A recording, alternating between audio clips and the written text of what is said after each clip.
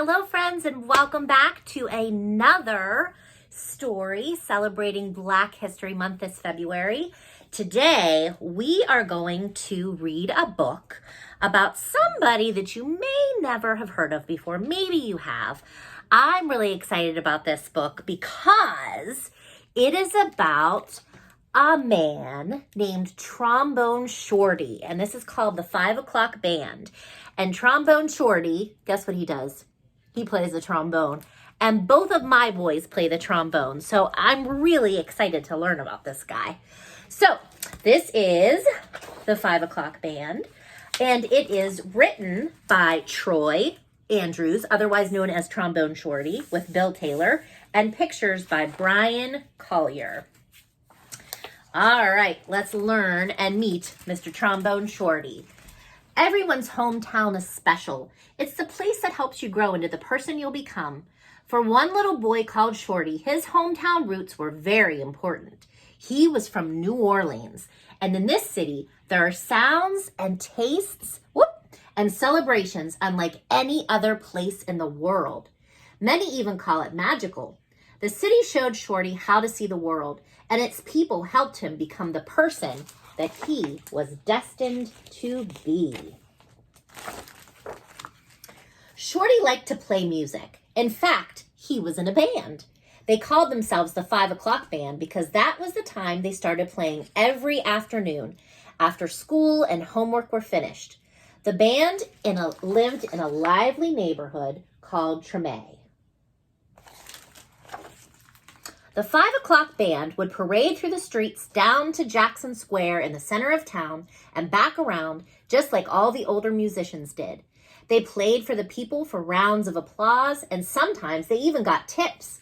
But one day, Shorty was practicing his trombone and got so lost in his own music that he forgot to meet the 5 O'Clock Band at their time. Uh-oh. He was late. Shorty ran to Jackson Square, trombone in hand, but his bandmates had already left. He'd missed their performance and parade, and he knew he'd let them down. One day, I want to be the band leader, but how can that happen if I can't even get to the show on time, Shorty thought. Shorty walked through the neighborhood, around the large square in the French Quarter where musicians gathered. He smelled delicious gumbo and jambalaya in the air and heard the sounds of other musicians echoing through the streets.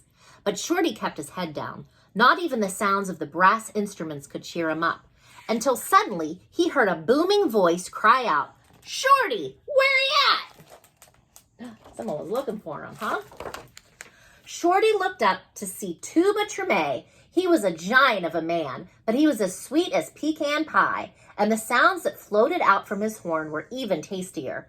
Tuba and his band had been playing in the quarter for as long as Shorty could remember, and they played songs that were over 100 years old. "Where you at, Tuba?" Shorty called back, feeling down. "Looks like you've got the blues, little man," Tuba had noticed Shorty's sad face.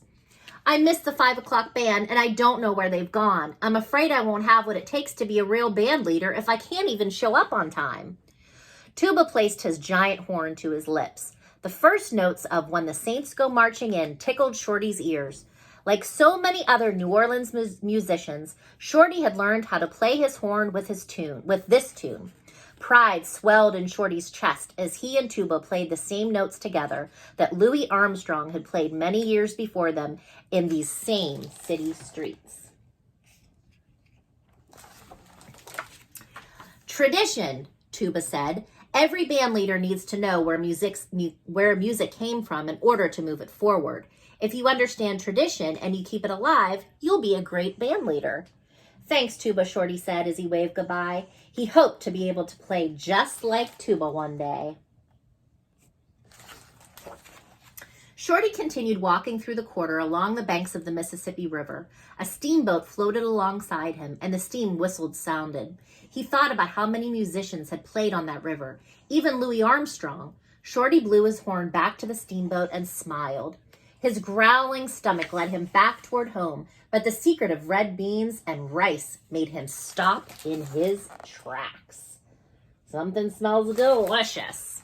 "Where you at, Shorty?" Queen Lola called out the window of a restaurant. Shorty was still feeling defeated, but no one could refuse a meal from Lola, the Creole Queen, one of the best chefs in New Orleans, if not the world. "Where are you at, Queen Lola?" Shorty answered as he opened the door. Queen Lola served him a heaping plate of red beans and rice, along with andouille sausage, collard greens, and okra with tomatoes. She'd been making this dish for over 50 years, treating everyone who came through the door like family, even Martin Luther King Jr.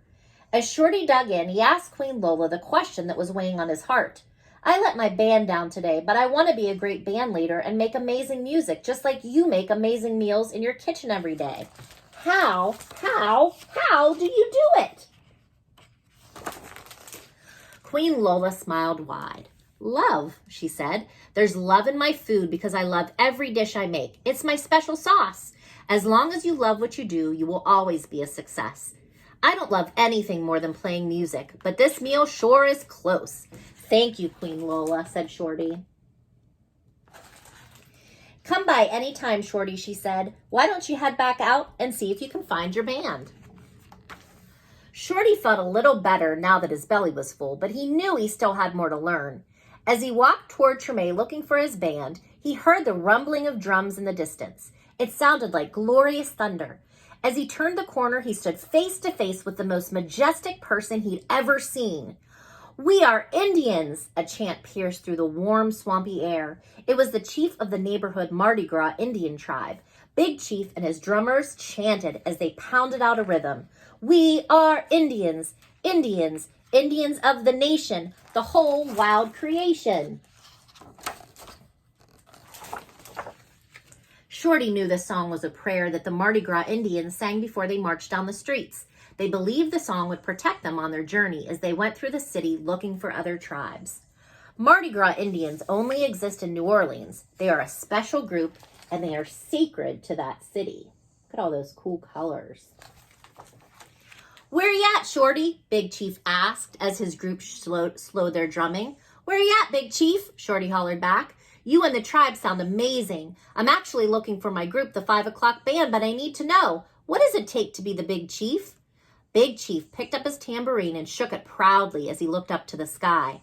"Dedication," he said. "Each year, all the Indians make new suits, hand-sewn from scratch. It takes a lot of time and patience, but when we hit the streets, it's worth it. We are the soul of Mardi Gras." Shorty noticed how Big Chief's suit shimmered in the light. He thought about how important it was for him to practice his craft every day in order to carry the honor of being a band leader. Suddenly, Shorty heard a familiar melody of a brass band in the distance and ran toward it. He knew those sounds could only come from the 5 o'clock band, and there were his friends parading down the avenue towards him. "Where are you at?" the 5 o'clock band sang. "Where are you at?" Shorty answered. "I'm sorry I wasn't there for you guys today. I promise I'll never let you down again," Shorty said. "But I learned that we have all the ingredients we need for success. We have dedication, we have our tradition, and most of all, we play with love. Now I know what it takes to lead." "Why don't you start us off and take the lead right now, Shorty?" one of the boys said. Shorty raised his horn to his lips, stepped out in front of the band, and played the opening notes of "When the Saints Come Marching In." As the 5 o'clock band paraded home, they waved at the friends and neighbors who clapped their hands and danced in step behind them. And that is the end. And if you like this story, you can borrow it from the library and learn more about Trombone Shorty. There's a really cool author's note in here with actual pictures that you can see of Mr. Trombone Shorty himself.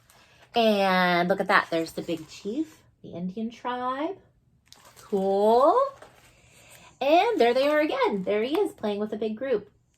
So I hope that you like this, and I hope you have a great day, and we'll see you next time when we celebrate another trailblazer in Black history. Bye-bye.